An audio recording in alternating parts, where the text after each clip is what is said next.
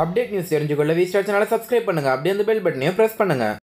Hello viewers, மானம் மரியாதை சூடு சொரண எதுவுமே இல்லையா, சோத்தில் உப்பு போட்டு தானே திங்குறீங்க என்று சென்னை கூட்டத்தில் மத்திய மாநில அரசுகளை விமர்சித்த சீமான் பல கேள்விகள் எழுப்பியிருக்காருன்னே சொல்லலாம். நாம் தமிழர் கட்சி ஒருங்கிணைப்பாளர் சீமான் ஒவ்வொரு மேடையிலும் பாஜகவை விடுவதாக இல்லை. 5 வருடம் நடந்த ஆட்சி குறித்து பல கேள்விகளை எழுப்பினது மட்டும் இல்லாமல் நிறையவே விமர்சனம் பண்ணிட்டு வராரு. சமீபத்தில் நடந்த ஒரு பிரச்சார கூட்டத்தில் அவர் பேசும்போது என்ன சொன்னார் அப்படின்னு பார்த்தீங்கன்னா, செல்ஃபோன் டிரான்சாக்ஷன், அதாவது பணப்பரிமாற்றம் என்பது நாட்டின் ஒரு வளர்ச்சியா? நிலத்தில் என் அம்மா பெரியம்மா என் தங்கச்சி வேலை பார்க்குறாங்க, அவங்களுக்கு எப்படி கூலி தருவ? செக் தருவியா? கொடுக்குற 100 ரூபாயை எப்படி தருவ? அம்மா உன் செல்ஃபோன் நம்பர் தான், செல்ஃபோனில் டிரான்சாக்ஷன் பண்ணி விடுவேன்னு சொல்லுவியா? இடத்துக்கு தகுந்த பொருளாதார கொள்கை வேண்டும்.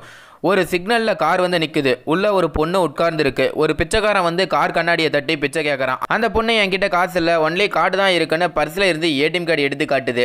அந்த பிச்சைக்காரன் விடுறதா இல்லை, அவன் தன் பையில இருந்து ஸ்வைப் மிஷின் எடுத்து காட்டி பரவாயில்ல கார்டு அக்செப்ட்னு சொல்லுவான். இது வளர்ச்சியா? இதுதான் டிஜிட்டல் இந்தியாவா? நான் கேட்பது, பிச்சைக்காரர்களுக்கு ஸ்வைப் மிஷின் என்பது வளர்ச்சி இல்லை, பிச்சைக்காரர்களே இல்லாத தேசத்தை உருவாக்குவதே நாட்டின் உண்மையான வளர்ச்சி.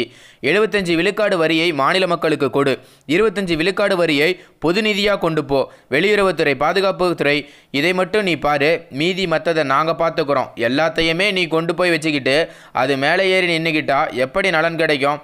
கஜா புயலில் பாதி நாடு அழிஞ்சு போச்சு. டேய், உங்களுக்கெல்லாம் வெக்கமே இல்லையாடா? எப்படிடா எங்ககிட்ட ஓட்டு வந்து கேட்குறீங்க? மானம் மரியாதை சூடு சொரணை இது எதுவுமே இல்லையா? சோத்தில் உப்பு போட்டு திங்குறீங்களா? சரி, ரொட்டி சாப்பிடுவிய, அதில் உப்பு போடுறது இல்லையா? 6000 விவசாயிக்கு ஏன் கடன் தர? அதுலேயும் 2000 இப்போ போட்டுட்டு மீதி 4000 பிடிச்சு வச்சுப்பாரு.